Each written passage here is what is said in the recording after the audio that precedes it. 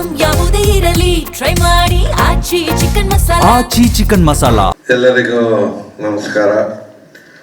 ವೇದಿಕೆ ಬರ್ತಕ್ಕಂಥ ಹಿರಿಯ ಕಲಾವಿದರಿಗೆ ಹಾಗೂ ಕನಕರಾಜ ಚಿತ್ರದ ತಾಂತ್ರಿಕ ವರ್ಗದವರಿಗೆ, ನಿರ್ದೇಶಕರಿಗೆ ಮತ್ತು ನಿರ್ಮಾಪಕರಿಗೆ ಎಲ್ಲರಿಗೂ ನನ್ನ ನಮಸ್ಕಾರಗಳನ್ನು ಹೇಳ್ತಾ, ಈ ಕಾರ್ಯಕ್ರಮದಲ್ಲಿ ಭಾಗಿಯಾಗಿರ್ತಕ್ಕಂಥ ಯಾವತ್ತು ಕನ್ನಡ ಅಭಿಮಾನಿಗಳೇ, ಚಲನಚಿತ್ರ ಸಂಘಟನೆ ಎಲ್ಲ ಪದಾಧಿಕಾರಿಗಳೇ ಹಾಗೂ ಮಾಧ್ಯಮದ ಮಿತ್ರರೇ, ಬಹಳ ಸಂತೋಷ.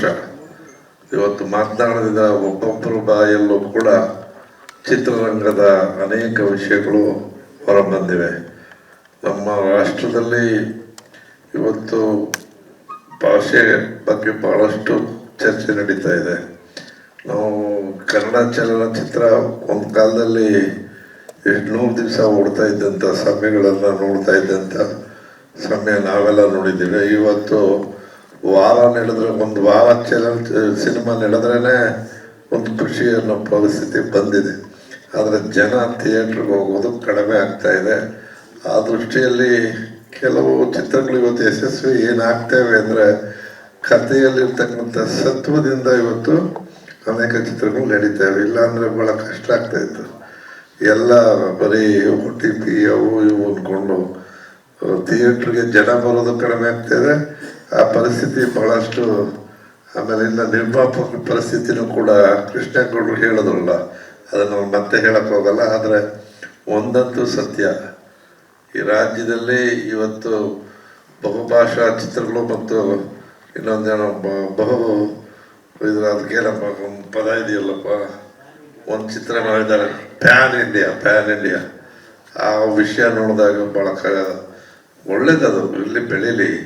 ಆದರೆ ಕನ್ನಡ ಚಲನಚಿತ್ರ ನಡಿಬೇಕಾದ್ರೆ, ಕನ್ನಡ ಚಿತ್ರಗಳು ಉಳಿಬೇಕಾದ್ರೆ ನಮ್ಮ ಆಶೀರ್ವಾದ ಭಾಳ ಮುಖ್ಯ ಅಂತಕ್ಕಂಥದ್ದನ್ನು ಹೇಳ್ತಾ, ಇವತ್ತೇನು ನಮ್ಮ ಕೃಷ್ಣೇಗೌಡರು, ನಾನಿಲ್ಲಿ ಸರ್ಕಾರದ ಪ್ರತಿನಿಧಿಯಾಗಿ ಬಂದಿಲ್ಲ, ಆದರೂ ಒಂದಂತೂ ಹೇಳ್ತೇನೆ, ನಾನು ಬಂದೆ ಆಕ್ರೋಶವನ್ನು ತೋಡಿಕೊಂಡಿದ್ದಾರೆ. ಇಲ್ಲ, ತಮ್ಮದು ಕೂಡ ಕೇಳಿದೆ ಇಲ್ಲ. ಆದರೆ ಒಂದಂತೂ ಸತ್ಯ, ಕರ್ನಾಟಕ ರಾಜ್ಯದಲ್ಲಿ ಸಿದ್ದರಾಮಯ್ಯನವ್ರ ಜೊತೆ ನಾನು ಕೂಡ ನೋಡಿದಂಥ ಸಂದರ್ಭದಲ್ಲಿ ಯಾವುದೇ ವಿಷಯ ಬಂದರೂ ಕೂಡ ನಾನು ಕೂಡ ಭಾಳಷ್ಟು ಸಾರಿ ಚಲನಚಿತ್ರ ತಂಡದ ಜೊತೆಯೆಲ್ಲ ಹೋಗಿ ಅನೇಕ ಕೆಲಸ ಮಾಡಿಸ್ಕೊಟ್ಟಿದ್ದೇನೆ. ಅದರಲ್ಲಿ ಸಿದ್ದರಾಮಯ್ಯನವರು ಕನ್ನಡ ಚಿತ್ರದ ಬಗ್ಗೆ, ಕನ್ನಡ ಚಿತ್ರರಂಗದ ಬಗ್ಗೆ ಅವರದೇ ಆದಂಥ ಒಲವಿತ್ತು. ಆದರೆ ಕೆಲವು ಆರ್ಥಿಕ ಪರಿಸ್ಥಿತಿಯಿಂದ ಇದನ್ನು ಕೊಟ್ಟಿಲ್ಲ ಅಂತ ಹೇಳ್ತಾ ಇದ್ದೀರ ಪ್ರಶಸ್ತಿ. ಅದ್ರ ಬಗ್ಗೆ ಪ್ರಯತ್ನ ಮಾಡ್ತೇನೆ. ಮತ್ತು ಎರಡನೇದು, ಇವತ್ತು ಸಿದ್ದರಾಮಯ್ಯನವರು ಅಧಿಕಾರ ಬಿಟ್ಟಿದ್ದಾರೆ ಅಂದರೂ ಕೂಡ ಇಡೀ ರಾಷ್ಟ್ರದಲ್ಲಿ ಉತ್ತಮ ರೀತಿಯಲ್ಲಿ ಹಸ್ತಾಂತರ ಮಾಡಿದಂಥ ಕೀರ್ತಿ ಇವತ್ತು ಸಿದ್ದರಾಮಯ್ಯನವ್ರ ಮೇಲಿದೆ. ಇಡೀ ಭಾರತವನ್ನು ಉಳ್ತಾ ಇದೆ, ಅದೊಂದು ಕಡೆ. ಆದರೆ ಎರಡನೇದಾಗಿ, ಇವತ್ತಿನ ಮುಖ್ಯಮಂತ್ರಿಗಳು ಸ್ವತಃ ಸಿನಿಮಾ ವಿತರಕರು ಅನ್ನೋದನ್ನು ಕೂಡ ಜ್ಞಾಪಿಸ್ತೇನೆ. ಅವರು ಚಿಕ್ಕ ವಯಸ್ಸಿನಲ್ಲಿ ಸಿನಿಮಾದ ಬಿಡುಗಡೆ ಮಾಡ್ತಕ್ಕ ಕನಕಪುರದಲ್ಲಿ ಅವರು ಥಿಯೇಟ್ರ್ ಕೂಡ ಇಟ್ಟಿದ್ರು. ಅದರಿಂದ ಅವರ ನಂಟು ಕೂಡ ಇದೆ. ಅವರ ಬಗ್ಗೆ ಅವ್ರ ಜೊತೆಯಲ್ಲಿ ಮಾತನಾಡಿ ಚಿತ್ರರಂಗಕ್ಕೆ ಆಗಬೇಕಾಗಿದ್ದ ಕೆಲಸಕ್ಕೆ ನನ್ನ ಪ್ರಯತ್ನವನ್ನು ಮಾಡಿಕೊಡ್ತೇನೆ ಅಂತಕ್ಕಂಥದ್ದನ್ನು ಹೇಳ್ತಾ, ದೊಡ್ಡವನವ್ರ ಬೇಡಿಕೆ ಅದೆಲ್ಲೋ ಒಂದು ಕ್ಯಾಮ್ರಾ ಉಪಯೋಗ ಆಗ್ತಾ ಇದೆಯೋ ಇಲ್ಲೋ ಗೊತ್ತಿಲ್ಲ, ಅದ್ರ ಬಗ್ಗೆ ಹೇಳಿದರೆ ಔಟ್ಡೇಟೆಡ್ ಆಗಿದ್ರೆ ಅದನ್ನು ಕೊಡಿಸೋದ್ರಲ್ಲಿ ಅಲ್ಲ, ಅದು ಏನಾಗಿತ್ತು ಅನ್ನೋ ಐಡಿಯಾ ಇಲ್ಲ.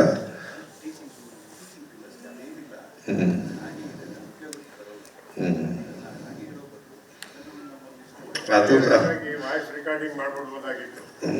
ಇರಲಿ, ಅದೇನು ಏನೇನಾಗಿದೆಯೋ ಅದನ್ನು ಕೊಡಿಸೋದ್ರ ಜೊತೆಗೆ ಒಂದು ಸಂತೋಷದ ದೊಡ್ಡಣ್ಣವ್ರು ಹೇಳಿದ್ದು, ಪೂನಾ ಇನ್ಸ್ಟಿಟ್ಯೂಟ್ಗೆ ನಾವು ಉತ್ತಮವಾದಂಥ ಒಂದು ಪ್ರಯತ್ನ ನಾವು ಮಾಡ್ತಾ ಇದ್ದೀವಿ ಇದ್ರಲ್ಲ, ಅದಕ್ಕೆ ನನ್ನ ಸಹಕಾರ ಖಂಡಿತ ಇರುತ್ತೆ ಅಂತಕ್ಕಂಥದ್ದೆಲ್ಲ ಹೇಳಿ, ಅದರಲ್ಲಿ ಏನು ಆಗಬೇಕು ಅದನ್ನು ನಾವು ಇದು ಮಾಡಿ. ಯಾಕೆ ಅಂತ ಹೇಳಿದ್ರೆ, ನಾನು ಚಿಕ್ಕ ವಯಸ್ಸಿನಲ್ಲಿ ನೋಡ್ತಾ ಇದ್ದಿದ್ದು, ನನಗೂ ಚಿತ್ರರಂಗಕ್ಕೂ ಭಾಳ ಇಷ್ಟ. ಸುಂದರರಾಜ್ ಅವ್ರ ಬಗ್ಗೆ ನಾನು ಇವತ್ತು ಕೇಳ್ತೇನೆ. ಏನು BV ಕಾರಂತರ ನಾಟಕಗಳು, ಸತ್ತವರ ನೆರಳಿಂದ ಹಿಡಿದು ಇಲ್ಲಿವರೆಗೂ ಅನೇಕ ನಾಟಕಗಳು ನಾನು ನೋಡಿದ್ದೇನೆ.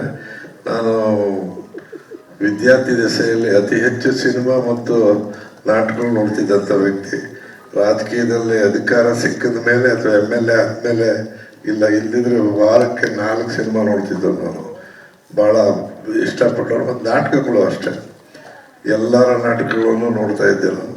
ನನ್ನ ಒಂದು ಜೀವನದಲ್ಲಿ ಅದು ಭಾಳ ಸಂತೋಷ. ಯಾಕೆಂದರೆ ಈಗಿನ ರಾಜಕಾರಣಿಗಳಲ್ಲಿ ಬರೀ ರಾಜಕೀಯ ಮಾಡಿ ಏನಾರ ಮಾತಾಡಿದ್ರೆ ರಾಜಕೀಯ ಮಾಡಬೇಡಪ್ಪ ಅನ್ನೋ ಮಟ್ಟಕ್ಕೆ ಹೋಗಿದೆ ರಾಜಕೀಯ. ಆದರೆ ಕಾರ್ಯಕ್ರಮದಲ್ಲಿ ಯುವಕರನ್ನ ಇವತ್ತು ನೀವು ರಾಜಕೀಯಕ್ಕೆ ಬನ್ನಿ ಅಂತ ಕರೆ ಕೊಡ್ತಕ್ಕಂಥ ಸನತ್ ಕುಮಾರ್ ಅವರಿಗೆ ಧನ್ಯವಾದ ಹೇಳ್ತೀನಿ. ಯಾಕೆಂದರೆ ಈಗಿನ ಪರಿಸ್ಥಿತಿಗೆ ಯುವ ಜನತೆ ಬದಲಾವಣೆಯನ್ನು ಬಯಸ್ತಾ ಇರ್ತಕ್ಕಂಥ ಸಮಯದಲ್ಲಿ ನಿಮ್ಮ ಒಂದು ಲೈನ್ ಏನಿದೆ, ಆ ಚಿತ್ರದ ನಮ್ಮ ಡಾಕ್ಟರ್ ರಾಜೇಂದ್ರ ಪ್ರಸಾದ್ ಅವರು ಮಾಡಿರ್ತಕ್ಕಂಥ ಅವರ ಆಸೆ ಏನಿದೆ, ಯುವಕರೇ ರಾಜಕೀಯಕ್ಕೆ ಬನ್ನಿ, ದೇಶ ಕಟ್ಟೋಣ ಅನ್ನೋ ಮಾತೇನಿದೆ, ಆ ಒಂದು ಎಳೆ ಎಲ್ಲಿಗೆ ತಗೊಂಡೋಗಿ ನಿಲ್ಲಿಸುತ್ತೋ ನೋಡೋಣ. ಜನ ನಿಮ್ಮ ಪ್ರಯತ್ನಕ್ಕೆ ಆಶೀರ್ವಾದ ಮಾಡಲಿ, ಈ ಕಾರ್ಯ ಯಶಸ್ವಿ ಆಗಲಿ ಅಂತ ಹಾರೈಸಿ ಚಿತ್ರ ತಂಡಕ್ಕೆ ಧನ್ಯವಾದ ಹೇಳಿ, ನಾನು ಬಂದಿದ್ದು ಸನತ್ರವರ ಚಿಂತನೆ ಮತ್ತು ರವೀಂದ್ರ ಅವರ ಬಗ್ಗೆ ಇದ್ದಂಥ ಒಂದು ಸಂತೋಷಿತ ನಾನು ನೋಡೋಣ ಅಂತ ಬಂದೆ. ನನಗೆ ಜವಾಬ್ದಾರಿ ವಹಿಸಿದ್ದಾರೆ. ನಾನು ನೋಡ್ತೀನಿ ಅಂತ ಹೇಳೋ ವ್ಯಕ್ತಿ ಅಲ್ಲ, ಮಾಡಿಸ್ತೀನಿ ಅಂತ ಹೇಳೋ ವ್ಯಕ್ತಿ. ಅದರಿಂದ ನನ್ನ ಪ್ರಯತ್ನ ಖಂಡಿತ ಮಾಡ್ತೇನೆ ಅಂತ ಮಾತನ್ನು ಹೇಳಿ, ಕಷ್ಟ ಆಗಲ್ಲ ಅಂತ ನನ್ನ ಭಾವನೆ ಇದೆ. ಏಕೆಂದರೆ ಮುಖ್ಯಮಂತ್ರಿಗಳಿರ್ಬೋದು, ಹಿಂದಿನ ಮುಖ್ಯಮಂತ್ರಿಗಳಿರ್ಬೋದು, ಈಗಿನ ಮುಖ್ಯಮಂತ್ರಿಗಳಿರ್ಬೋದು, ನಾನೇನಾದ್ರು ಹೋಗಿ ಕೇಳಿದ್ರೆ ಅಂದರೆ ಬೇರೆ ಕೆಲಸಕ್ಕೆಲ್ಲ ಬಂದ್ಬಿಡಬೇಡಿ, ಇವತ್ತಿನ ಪರಿಸ್ಥಿತಿಗೆ ನಿಮ್ಮ ಈ ಚಿತ್ರರಂಗಕ್ಕೆ ಸಹಾಯ ಆಗುವಂಥ ಕೆಲಸಕ್ಕೆ ನಾನು ನಿಮ್ಮ ಜೊತೆಲಿ ಇರ್ತೇನೆ ಅಂತಕ್ಕಂಥ ಮಾತನ್ನು ಹೇಳಿ ತಮ್ಮೆಲ್ಲರಿಗೂ ವಂದಿಸಿ ನಾನು ಮಾತು ಮುಗಿಸ್ತೀನಿ. ನಮಸ್ಕಾರ. ಧನ್ಯವಾದಗಳು ಸರ್.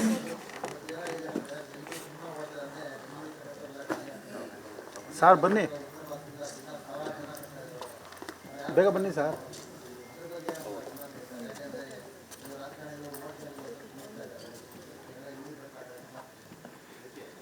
ಮಾತಾಡೋಣ. ಪ್ರತಿನಿಧಿಯಾಗಿ ಬಂದಿಲ್ಲ, ನಿರ್ಮಾಪಕರು ಅಡ್ಮಿಷನ್ ಆಗಿ ಬಂದಿದ್ದಾರೆ. ಇದು ಹೇಳುವುದಕ್ಕೂ ಕೇಳುವುದಕ್ಕೂ ಸಾಧ್ಯ ಇಲ್ಲ. ಕೈಲಾಗಿದ್ದ ಸಹಾಯ ಮಾಡೋಣ ಅಂತ ಹೇಳೋದಲ್ಲ, ಖಂಡಿತ.